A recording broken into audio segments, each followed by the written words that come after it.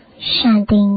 आज 29 अप्रैल 2024 बाबा के महावाक्य है, मीठे बच्चे, यह सच्चा सच्चा सत्य का संग है ऊपर चढ़ने का।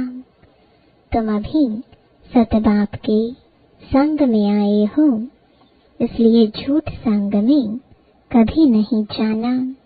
प्रश्न है, तुम बच्चों की बुद्धि किस आधार पर सदा बेहद में टिक सकते हैं? उत्तर है, बुद्धि में स्वदर्शन चक्र फिरता रहे। जो कुछ ड्रामा में चल रहा है, यह सब नोंद है। सेकंड का भी फर्क नहीं पड़ सकता। वर्ल्ड की हिस्ट्री ज्योग्राफी रिपीट होनी है। यह बात बुद्धि में अच्छी तरह आ जाए तो बेहद में टिक सकते हो। बेहद में टिकने के लिए ध्यान पर रहे कि अब विनाश होना है, हमें वापस घर जाना है। पावन बन करके ही हम घर जाएंगे। ओम शांति।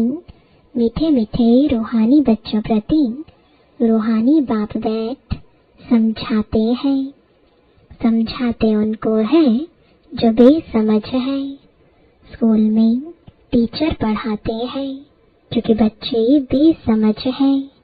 बच्चे पढ़ाई से समझ जाते हैं, तुम बच्चे भी पढ़ाई से समझ जाते हो।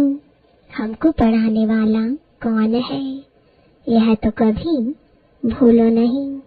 पढ़ाने वाला टीचर है, सुप्रीम बाप है, तो उनकी मत पर चलना है, श्रेष्ठ बनना है। श्रेष्ठ ते श्रेष्ठ होते हैं सूर्यवंशी, फल चंद्रवंशी भी श्रेष्ठ है, परंतु यह है श्रेष्ठ ते श्रेष्ठ। तुम यहाँ आए हो श्रेष्ठ ते श्रेष्ठ बनने। तुम बच्चे जानते हो हमको ऐसा बनना है। ऐसा स्कूल 5000 वर्ष बाद ही खुलता है। यहाँ तुम समझ कर बैठे हो, यह सचमुच सत्य का संग है। सत्य है ऊंचे ते ऊंच, उनका तुमको संग है। वह बैठकर सतयुग का श्रेष्ठ ते श्रेष्ठ देवता बनाते हैं, अर्थात फूल बनाते हैं। तुम कांटे से फूल बनते जाते हो। कोई फौरन बन जाते हैं, कोई को टाइम लगता है। बच्चे जानते हैं यह है संगम युग, सो भी सिर्फ बच्चे जानते हैं। निश्चय है कि यह पुरुषोत्तम बनने का युग है।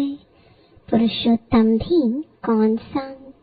ऊंच ते ऊंच आदि सनातन देवी देवता धर्म के जो महाराजा महारानी है, वह बनने लिए तुम यहाँ आए हो।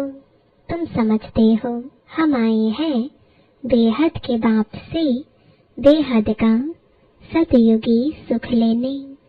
हद की जो भी बातें हैं वह सब खत्म हो जाती हैं। हद के बाप, हद के भाई, चाचे, काके, मामे, हद की पाई पैसे की मिल्कियत आदि जिसमें बहुत मोह रहता है, यह सब खलास हो जाना है। बाप समझाते हैं यह मिल्कियत सब हद की है। अभी तुमको बेहद में चलना है। बेहद मिल्कियत प्राप्त करने के लिए तुम यहाँ आए हो। और तो सब है हद की चीजें। शरीर भी हद का है, बीमार पड़ता है, विनाश हो पड़ता है, अकाले मृत्यु हो जाता है। आजकल तो देखो क्या क्या बनाते रहते हैं। साइंस ने भी कमाल कर दी है। माया का पंप कितना है। साइंस वाले खूब हिम्मत कर रहे हैं।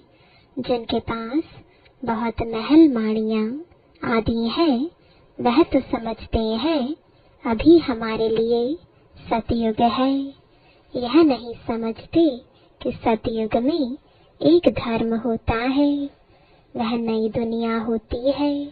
बाप कहते हैं बिल्कुल ही बेसमझ है। तुम कितने समझदार बनते हो। ऊपर चढ़ते हो, फिर सीढ़ी नीचे उतरते हो। सतयुग में तुम समझदार थे, फिर 84 जन्म लेते लेते बेसमझ बनते हो। फिर बाप आकर समझदार बनाते हैं, जिसको पारस बुद्धि कहते हैं। तुम जानते हो हम पारस बुद्धि बहुत समझदार थे। गीत भी है ना, बाबा आप जो वर्षा देते हैं, सारी जमीन आकाश के हम मालिक बन जाते हैं। कोई भी हमसे छीन नहीं सकता, कोई का दखल नहीं हो सकता। बाप बहुत बहुत देते हैं, इससे जास्ती कोई झोली भर ना सके। जब ऐसा बाप मिला है जिसको आधा कल्प याद किया है, दुख में सिमरण करते हैं ना। जब सुख मिल जाता है फिर सिमरण करने की दरकार नहीं। दुख में सब सिमरण करते हैं। हाय राम, ऐसे अनेक प्रकार के अक्षर बोलते हैं। सतयुग में ऐसा कोई भी अक्षर होता नहीं। तुम बच्चे यहाँ आए हो पढ़ने के लिए। बाप के सम्मुख बाप के डायरेक्ट वर्शंस सुनते हो। इनडायरेक्ट ज्ञान बाप देते नहीं, ज्ञान डायरेक्ट ही मिलता है। बाप को आना पड़ता है। कहते हैं मीठे मीठे बच्चों के पास आया हूँ, मुझे बुलाते हो ओ बाप दादा।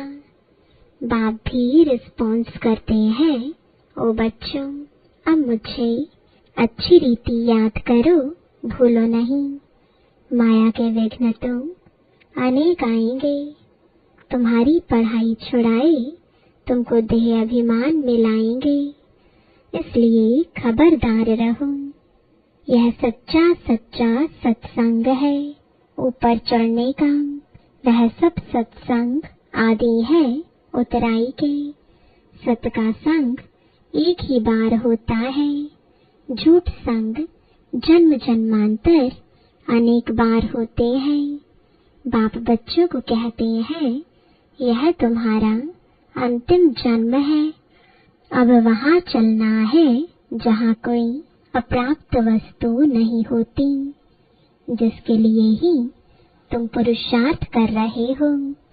यह जो बाबा कहते हैं यह तो तुम अभी सुनते हो, वहाँ यह कुछ भी पता नहीं पड़ेगा।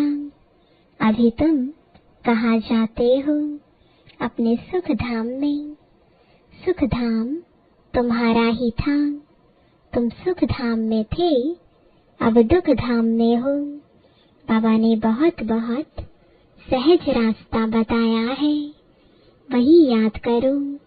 हमारा घर है शांति धाम, वहाँ से हम स्वर्ग में आएंगे और कोई स्वर्ग में आता ही नहीं है सिवाय तुम्हारे। तो तुम ही सिमरण करेंगे। हम पहले सुख में जाते हैं, फिर दुख में। कलयुग में सुख धाम होता ही नहीं, सुख मिलता ही नहीं। इसलिए सन्यासी भी कहते सुख कागविष्टा समान है। अभी बच्चे समझते हैं बाबा आया है हमको घर ले चलने, हम पतितों को पावन बनाकर ले जाएंगे। पावन बनेंगे याद की यात्रा से। यात्रा पर बहुत नीचे ऊपर होते हैं, कोई तो बीमार पड़ जाते हैं फिर लौट आते हैं। यह भी ऐसे है, यह है रूहानी यात्रा। अंतमति सुगति हो जाएगी। हम अपने शांति धाम में जा रहे हैं, है बहुत सहज, परंतु माया बहुत भुलाती है। तुम्हारी युद्ध माया के साथ है, बाप बहुत सहज कर समझाते हैं, हम अभी शांति धाम जाते हैं, बाप को ही याद करते हैं, दैवी गुण धारण करते हैं, पवित्र बनते हैं। 3-4 बातें मुख्य है जो बुद्धि में रखनी है। विनाश तो होना ही है। 5000 वर्ष पहले भी हम गए थे, फिर पहले पहले हम ही आएंगे। गायन भी है ना, राम गयो रावण गयो। जाना तो सबको है शांति धाम। तुम जो पढ़ते हो उस पढ़ाई अनुसार पद पाते हो। तुम्हारी एम ऑब्जेक्ट सामने खड़ी है। कोई कहे हम साक्षात्कार करें, यह चित्र यानी लक्ष्मी नारायण का साक्षात्कार नहीं तो फिर क्या है? इसके सिवाय किसका साक्षात्कार करना है? बेहद के बाप का, और तो कोई साक्षात्कार काम के नहीं। बाबा का साक्षात्कार चाहते हैं, बाबा से मीठी और कोई चीज नहीं। बाप कहते हैं, मीठे बच्चों, पहले अपना साक्षात्कार किया है। आत्मा कहती है कि बाबा का साक्षात्कार करें, तो अपना साक्षात्कार किया है। यह तो तुम बच्चे जान गए हो। अब समझ मिली है, हम आत्मा है, हमारा घर है शांति धाम। वहां से हम आत्माएं आती हैं पाठ बजाने।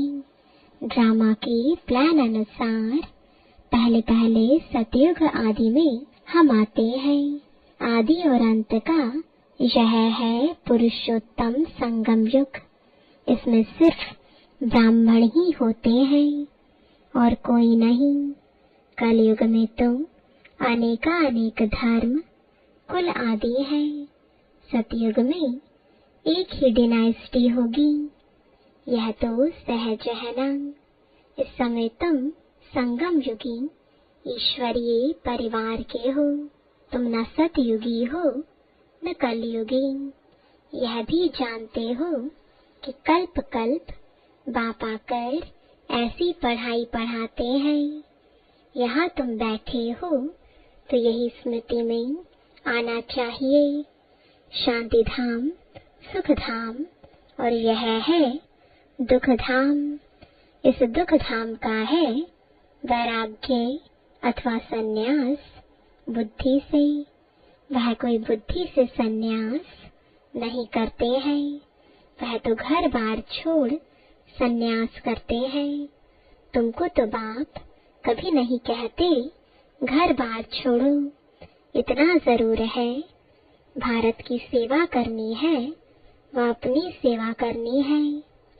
सेवा तो घर में भी कर सकते हो, पढ़ने लिए आना जरूर है। फिर होशियार होकर औरों को भी आप समान बनाना है। टाइम तो बहुत थोड़ा है। गायन भी है ना, बहुत गई थोड़ी रही। दुनिया के मनुष्य तो बिल्कुल ही घोर अंधियारे में है। समझते हैं अभी 40,000 वर्ष पड़े हैं। तुमको बाप समझाते हैं, बच्चों अब बाकी थोड़ा समय है। तुमको बेहद में टिकना है। सारी दुनिया में जो कुछ चल रहा है सब नूंद है। जो मिसल ड्रामा चल रहा है, वर्ल्ड की हिस्ट्री ज्योग्राफी रिपीट होनी है। वही आकर पढ़ेंगे जो सतयुग में जाने वाले होंगे। अनेक बार तुमने पढ़ा है। तुम अपना स्वर्ग स्थापन करते हो श्रीमत पर। यह भी जानते हो ऊंच ते ऊंच भगवान आते भी भारत में है। कल्प पहले भी आए थे। तुम कहेंगे कल्प कल्प ऐसा बाप आते हैं। कहते हैं मैं कल्प कल्प ऐसी स्थापना करूंगा। विनाश भी तुम देखते हो, तुम्हारी बुद्धि में सब बैठता जाता है। स्थापना, विनाश और पालना का कर्तव्य कैसे होता है तुम जानते हो, फिर औरों को समझाना है। आगे नहीं जानते थे, बाप को जानने से बाप द्वारा तुम सब कुछ जान जाते हो। वर्ल्ड की हिस्ट्री, ज्योग्राफी यथार्थ रीति से तुम जानते हो। मनुष्य कैसे तमो प्रधान से सत प्रधान बनते हैं, यह बात तुमको समझा रहे हैं। तुमको फिर औरों को समझाना है। तुम बच्चे अब पारस बुद्धि बन रहे हो। सतयुग में होते ही है पारस बुद्धि। यह है पुरुषोत्तम संगम युग। इनको गीता एपिसोड कहा जाता है। जब तुम पत्थर बुद्धि से पारस बुद्धि बनते हो, गीता सुनाने वाला तुम भगवान खुद है, मनुष्य नहीं सुनाते। तुम आत्माएं सुनती हो, फिर औरों को सुनाती हो। इसको कहा जाता है रूहानी नॉलेज, जो रूहानी भाइयों को सुनाते हो, वृद्धि को पाते रहते हो। तुम जानते हो, बाबा आकर के सूर्यवंशी, चंद्रवंशी डिनाइस्टी स्थापन करते हैं। किसके द्वारा? ब्रह्मा मुख वंशावली ब्राह्मण कुलभूषणों द्वारा। बाप श्रीमत देते हैं। यह समझने की बात है, दिल पर नोट करना है। यह तो बहुत सहज है। यह है दुख धाम। अभी हमको घर जाना है। कलयुग के बाद है सतयुग। बात तो बहुत छोटी और सहज है। भल तुम ना पढ़े हो तो भी कोई हर्जा नहीं है। जो पढ़ना जानते हैं उनसे फिर सुनना चाहिए। शिव बाबा है सब आत्माओं का बाप। अभी उनसे वर्षा लेना है। बाप पर निश्चय करेंगे तो स्वर्ग का वर्षा मिलेगा।